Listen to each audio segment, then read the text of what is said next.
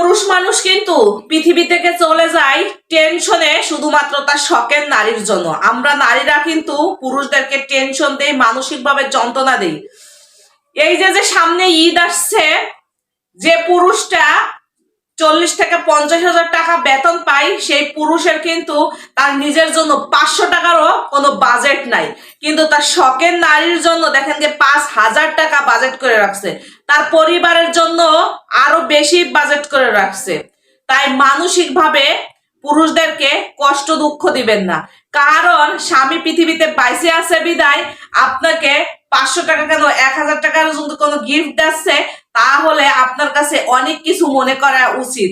কারণ স্বামী নামের বটগাছটা আপনার জীবনে আছে বিদায় আপনি কোনো দুঃখ কষ্ট কিছুই বুঝতে পারতেছেন না। যখনই স্বামী নামের বটগাছটা আপনার জীবন থেকে সরে চলে যাবে, তখনই আপনি বুঝতে পারবেন যে আপনার জীবন থেকে কি জিনিসটা হারাইছেন।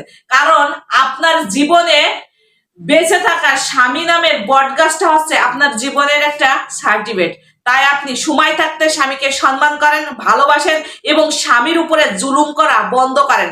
স্বামীর ইনকাম 5 টাকা, আপনি যদি বাজেট ধরেন 10 টাকা, স্বামী কোথা থেকে দেবেন? তখনই ওই পুরুষের জীবন থেকে সরে যাওয়ার সিদ্ধান্ত নেয় যে আমার শখের নারীর জন্য আমি কিছুই করতে পারলাম না, এ জীবন রাখাচ্ছে না রাখাই ভালো।